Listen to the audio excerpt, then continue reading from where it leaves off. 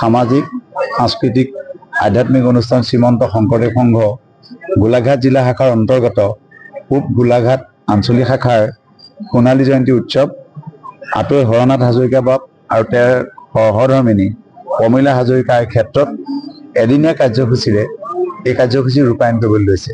ইতিমধ্যে ধৰ্মধ্বজা উত্তোলন হৈ গৈছে আৰু এশাৰী পৰমংগল গুণনাম গাবৰ কাৰণে ভকতসকলে ইয়াতে আসন গ্ৰহণ কৰিছে।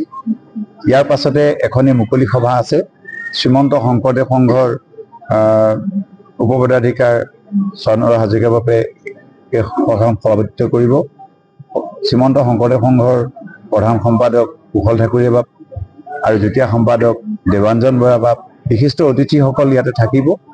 আৰু ৰাতি মহাপুৰুষ শ্ৰীমন্ত শংকৰদেৱৰ দ্বাৰা বিৰচিত পত্নীপ্ৰসাদ নাটকখন শংকৰী সংগীত বিদ্যালয় পূব আঞ্চলিক শাখাৰ শিল্পীসকলে মঞ্চায়ন কৰিব। ইয়াৰ উপৰিও বিপ্লৱ দামোদৰ উপাখ্যান এখন নাটক ইয়াতে মঞ্চায়ন কৰিব। এদিনীয়া কাৰ্যসূচীৰে যিহেতু সোণালী জয়ন্তী ভাগ উদযাপন কৰিবলৈ লৈছে। আজিৰ পৰা 50 বছৰ আগতে যিসকল পুণ্যাত্মা এই আঞ্চলিক শাখাখন গঠন কৰিছিলে তেখেতসকলক আমি আজি শ্ৰদ্ধাৰে সুঁৱৰিছোঁ আৰু যিসকল আছে তেখেতসকলৰ আশু-আৰোগ্য কামনা কৰিছোঁ। ভক্তসকলৰ প্ৰাণৰ অনুষ্ঠান, হৃদয়ৰ অনুষ্ঠান, পবিত্ৰ নামঘৰৰ যি গুৰুজনাৰ একখন হৰিনাম ধৰ্ম দি থৈ গৈছিল, সাহিত্য কলা সংস্কৃতিৰ যোগেদি এখন নিকা সমাজ গঢ়িবৰ কাৰণে, এখন শুদ্ধ সমাজ গঢ়িবৰ কাৰণে শ্ৰীমন্ত শংকৰদেৱ গুৰুজনাই যি নৱ আঁচনি গ্ৰহণ কৰিছিল আৰু শ্ৰীমন্ত শংকৰদেৱ সংঘয়ো সেই আঁচনিকে শিৰোগত কৰি নৱ চিন্তাৰে বিভিন্ন ধৰণৰ আঁচনি গ্ৰহণ কৰি এই যাত্ৰা আৰম্ভ কৰিছে। গতিকে শ্ৰীমন্ত শংকৰদেৱ গুৰুজনাৰ যি নীতি, শ্ৰীমন্ত শংকৰদেৱ গুৰুজনাৰ আদৰ্শ, শ্ৰীমন্ত শংকৰদেৱ গুৰুজনাৰ ভাষা সাহিত্য কলা সংস্কৃতি শিশু যুৱ আই মাতৃ বৃদ্ধলৈকে এখন সুন্দৰ সমাজক একত্ৰিত কৰি ৰাখিব পৰা, বৰ অসমখনত থকা খিলঞ্জীয়া ভাষাভাষীসকলৰ লগত সমন্বয় সাধন কৰিব পৰা অনুষ্ঠান, জাতীয় অনুষ্ঠান শ্ৰীমন্ত শংকৰদেৱ সংঘ। গতিকে এই শ্ৰীমন্ত শংকৰদেৱ সংঘৰ পূব গোলাঘাট আঞ্চলিক শাখাই এদিনীয়া কাৰ্যসূচীৰে যি সোণালী জয়ন্তী উৎসৱ উদযাপন কৰিবলৈ লৈছে এটা সৰ্বাংগ সুন্দৰ ৰূপত। গতিকে তেখেতসকলক আমি ধন্যবাদ জনাইছোঁ আৰু সংবাদ মাধ্যমকো আমি ধন্যবাদ জনাইছোঁ যে আমি ইয়াত যিখিনি কাম কৰি আছোঁ সংবাদ মাধ্যমৰ যোগেদি আপোনালোকে প্ৰচাৰ কৰিবলৈ অহাৰ কাৰণে আমি আপোনালোককো কৃতজ্ঞতা জনাইছোঁ। যিসকল ইয়াত ভকত আহিছে সেই ভকতসকলে যথেষ্ট ভক্তি সহকাৰে নাম প্ৰসংগ কৰিবৰ কাৰণে আগবাঢ়িছে। গতিকে সকলোকে অনুৰোধ জনাম যে আধ্যাত্মিকতাক বাদ দি এখন সমাজ কেতিয়াও জীয়াই থাকিব নোৱাৰে। গতিকে আমি কৈ আছোঁ উশৃংখলতা, আমি কৈছোঁ বিশৃংখলতাৰ কথা। গতিকে শ্ৰীমন্ত শংকৰদেৱ সংঘই এক শৃংখলীবদ্ধভাৱে কোনো উচ্চ নিচ ভেদাভেদ পাহৰাই এটা সুন্দৰ সমাজ গঢ়াৰ যিটো আঁচনি, সেই আঁচনিৰ কাৰণে আমাৰ সদায় পদক্ষেপ আছে।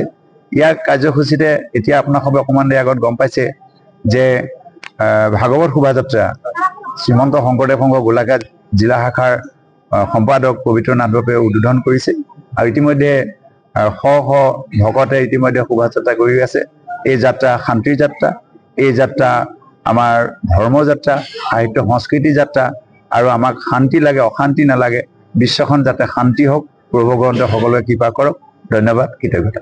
শংকৰ আজি আমাৰ পূৰ্বাঞ্চলিক শাখা 50 বছৰ অতিক্ৰম কৰিলে। তাৰ উপলক্ষে আমি এই সোণালী জয়ন্তী ভাগ অনুষ্ঠিত কৰা হৈছে। এতিয়া আমি ভাগৱত ভ্ৰমণ কৰি ৰাইজসমূহ আহি আকৌ পুনৰ এই বৈকুণ্ঠপুৰীত মানে পোৱাইছেহি। ভাগৱত ভ্ৰমণৰ যি কাৰ্যসূচী, এই কাৰ্যসূচী অতি সুন্দৰৰূপে সুচাৰুৰূপে আমি কাৰ্যসূচী ভাগ সম্পূৰ্ণ কৰা হৈছে। শাস্ত্ৰৰ উত্তম গীতা ভাগৱত ধৰ্ম উত্তৰ নাম দেৱ উত্তম দৈৱ নন্দন ধৰণে কৰ্ম উপনাম সহ কৰ্ম কৰা। এয়া ভাগৱতৰ শ্লোক। ভগৱন্তে নিজ মুখৰ বাণী, তেওঁ বাগ্ময় স্বৰূপ হিচাপে ভাগৱতৰ মধ্যত থাকিম বুলি আমাক তেওঁৰ ভাগৱত, সেই ভাগৱতকে আমি স্বীকৃত কৰি আমি শংকৰদেৱ সংঘই আজি এই কাৰ্যসূচীভাগ আগবঢ়াই এই সম্পন্ন কৰা হৈছে।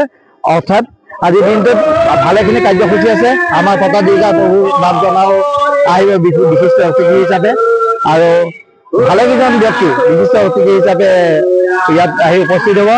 আৰু ৰাতিলৈ দুভাগী নাটক অভিনয় কৰা হ'ব। এভাগী বজ্ৰাৱলী ভাষা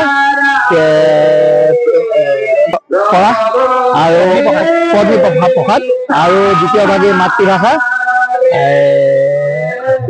মহাপুৰুষৰ নাটক আছিলে। এভাগী হ'ল বজ্ৰাৱলী ভাষাৰ পত্নী পৰা, আৰু দ্বিতীয় ভাগী মাতৃভাষা। এই সকলোখিনি উপভোগ কৰাৰ পিছত এদিনীয়া কাৰ্যসূচী আমাৰ কাৰ্য সম্পাদন কৰা হ'ব। এয়ে আমি জনোৱা হ'ল। কৃষ্ণ জয় গুৰু শংকৰ।